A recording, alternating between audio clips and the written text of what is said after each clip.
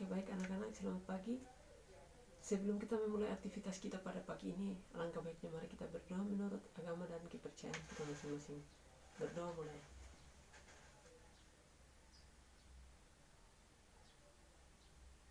Berdoa selesai. Apakah ada yang sudah kenal sama Bapak? Oke, baik. Perkenalkan, nama Bapak Filipus Valrianan. Oke, Bapak angkat absen dulu ya.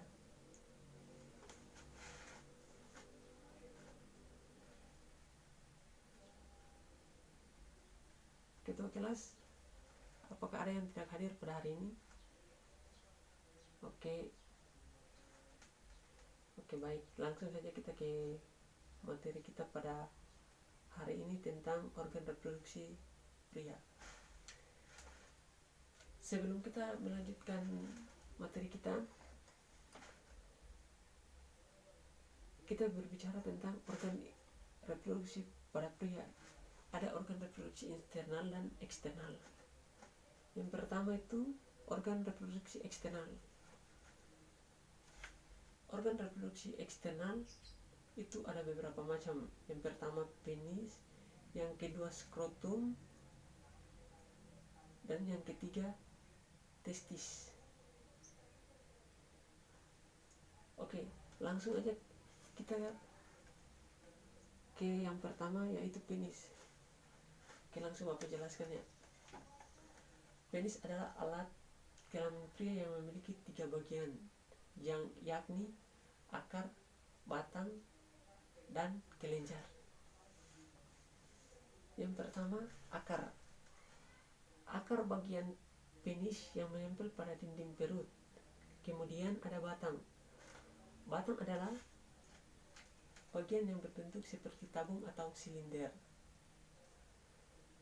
Kemudian kelenjar. Kelenjar adalah ujung penis yang berbentuk kerucut. Kelenjar ini ditutupi dengan lapisan kulit longgar yang disebut dengan kulup.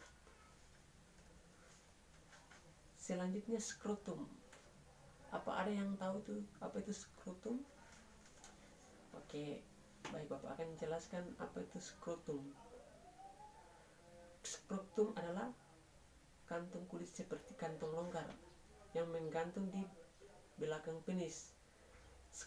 Skrotum menyimpan testis serta banyak saraf dan pembuluh darah. Skrotum bertugas melindungi testis serta menyediakan semacam sistem kontrol iklim. Selanjutnya testis.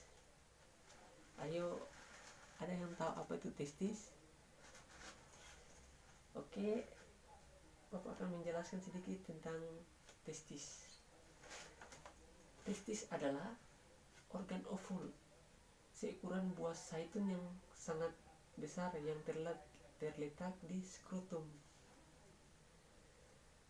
Diikat di kedua ujungnya oleh struktur yang disebut dengan korda spermatika.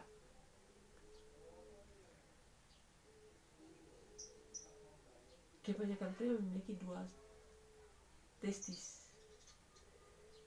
Testis bertanggung jawab untuk membuat testosteron dan memproduksi sperma. Di dalam testis terdapat massa melingkar dari tabung yang disebut dengan tubulus semiferus. Tubulus ini bertanggung jawab untuk memproduksi sel sperma melalui proses yang disebut dengan spermatogenesis.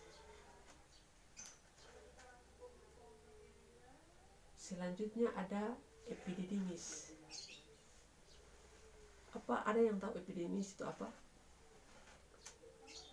Oke, akan Bapak jelaskan sedikit tentang epididymis. Oke, epididymis adalah tabung panjang melingkar yang terletak di bagian setiap testis.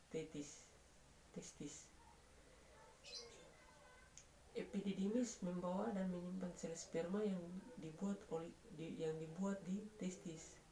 Organ ini juga bertugas untuk membawa sperma hingga matang, karena sperma yang diproduksi dari testis belum matang dan tidak mampu melakukan pembuahan.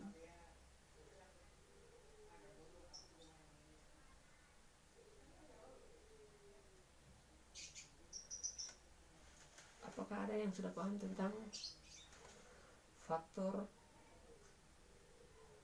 eksternal? Oke, selanjutnya kita akan lanjut ke faktor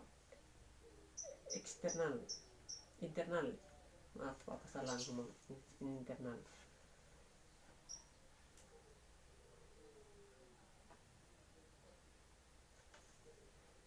Di dalam organ reproduksi internal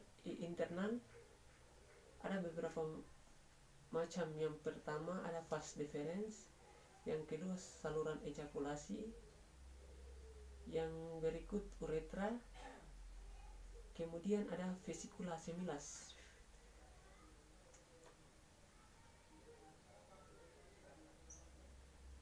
Oke, Bapak akan menjelaskan tentang organ reproduksi internal.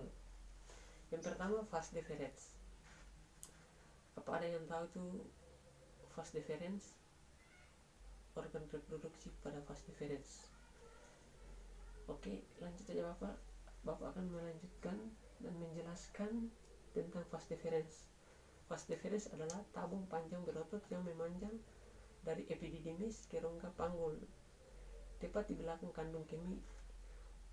Vas deferens mengangkut sperma matang ke uretra untuk persiapan ejakulasi. Dan kemudian saluran ejakulasi.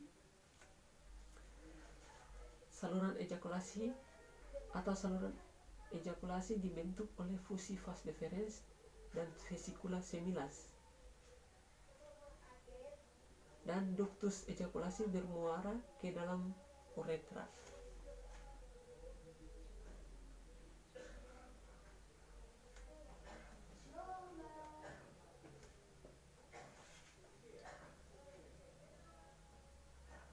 Kemudian ada uretra.